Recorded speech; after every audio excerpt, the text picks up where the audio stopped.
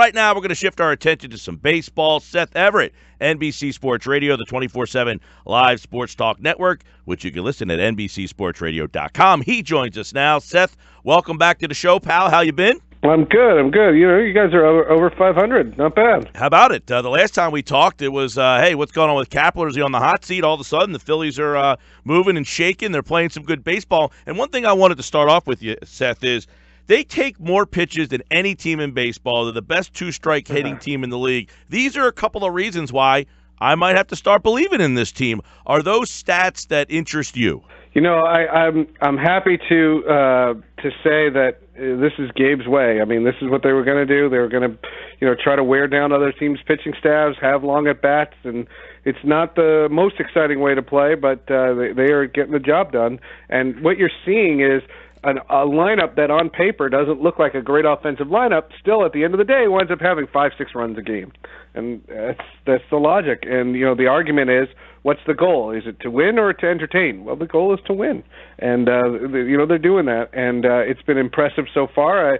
I'm not going to sit here and start to say that I've learned something about the Phillies in the 17 games that I've seen so far that's going to apply to the rest of the season. But, man, would I like it to be for them to be interesting. No doubt. And in this day and age where we talk about exit velocity and launch angles, the Phillies are using patience at the plate, a la those great Yankee teams. I mean, they sat there and took pitches all night long and worked these pitchers. And isn't that the name of the game now? Get these pitchers out of the game. Everybody seems to kind of lost that patience at the plate. Yeah, I tend to see what you're saying there. And, my attitude has been having an approach at the plate and trying to get these at bats. This is how the scout that told me about the productive strikeout got by. There's this thing called a productive strikeout, whereas if you have an 8-9 pitch at bat, even if the 9th pitch is a swinging strike 3, but you've taken 9 of their bullets out of their holster, you get high fives in the dugout. Whereas in the late 70s, you weren't allowed to use the bat boy. They would tell you to carry your own bat back to the dugout. It's just amazing how the game has changed. Why I hate to strike out, and people say it's not bad to strike out. I could see that logic by saying, hey, he just used, because in this day and age, the pitch count matters almost more than anything. These guys look at that like it's gospel. So another thing is the pitching, Seth. The Phillies pitching has been one of the best in the league since they started to turn things around. Are we supposed to buy that they finally have found some young? This Pivetta has pitched well. Lively's been okay. Nola's been really good. I mean, they made all those trades over the years where they got an arm back in return, and none of them really separated themselves. But are they finally finding some guys that we like? Yeah, Velasquez has been good. Lively, you mentioned Nola. It's just been impressive. And the idea is to have a quality start and only ask that guy to go 5 and 6 innings. And that's the modern day. I mean, the Rays are actually only asking their starters to go 4 innings. They're saying, don't worry about it. Like they're doing it, by committee. Like the whole rotation is by committee. But if you have these young arms and you only let them see a lineup twice. See, if you're effective, then you're only seeing a lineup twice, and I think that's the best thing. If you've noticed, that's when it's the third time through a lineup. That's when the wheels get turning and they start to try to play matchups. Talking some baseball with Seth Everett here, NBC Sports Radio. Yesterday, we talked about tanking in basketball. I want to ask your opinion on that. Do you think that is something that goes on in baseball? There's a lot of bad baseball teams. We've seen the Astros. People have insinuated that they might have tanked to become the team that they've become, the Cubs. Do you think that there is tanking going on in baseball, and do they have as prevalent of an issue that maybe basketball has? Well, it's a little different, though, because if you tank, then what you do is, yes, you get higher draft picks, but then, you don't see a return on that for 2, 3, 4 years.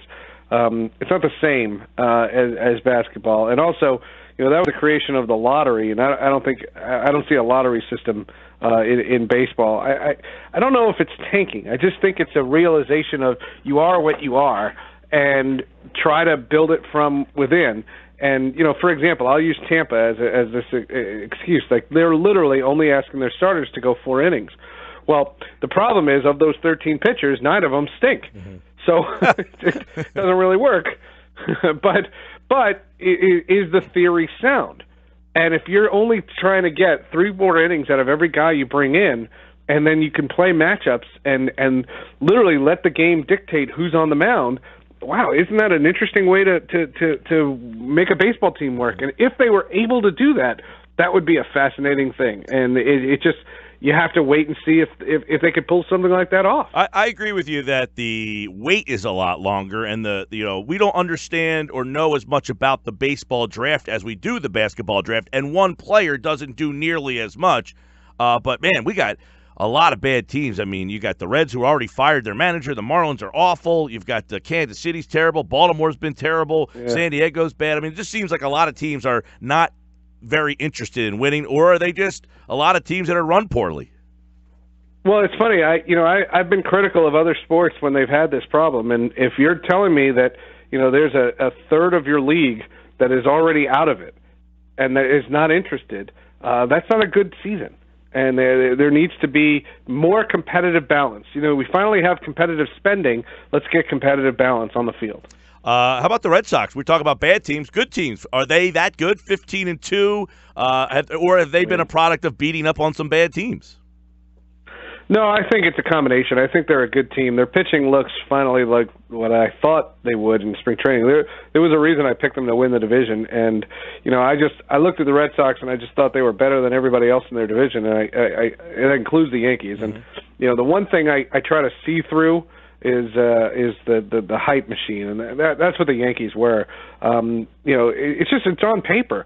The Red Sox lineup might not be as good as New York's. Let's just, for the sake of the argument, let's just go with that. It doesn't mean they're not going to score runs. They're a good lineup. They're an above-average lineup on a scale of 1 to 5. When I say they're a 4, yeah, sure, they're a 4. But their rotation's a 5. They have David Price and Porcello and Pomerantz, and we haven't even mentioned Chris Sale. And that's something that these teams don't have. And so from my attitude, the way I've looked at this is I don't even think it was a hard math equation to pick the Red Sox to win their division.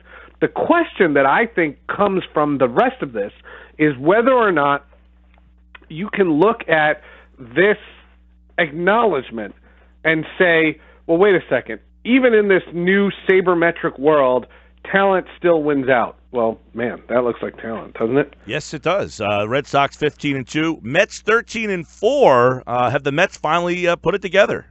Slow down. It's early. I'm not buying into it. I'm not buying into it. All right. I don't know.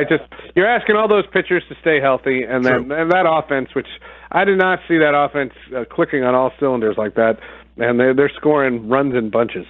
So, okay, drink the Kool-Aid for a while. We'll see. It's a long season. Well, we've had some great stories early. Pittsburgh's good, which was a little bit of a surprise. But think about this. Like, the Mets are what, 3 games better than the Phillies, right? Yes. The Phillies are up and coming, but the Mets are great.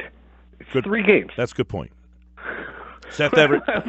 I'm just saying, like, let's well, have we know it's sample size. And we know it's really early. You got the Nationals 9-10, a team that everybody thought would run away with that division. They're kind of struggling a little bit to start off here. See, and I thought they would have a drop off, but I thought they were still better than everybody else. Sure. And so far I'm close.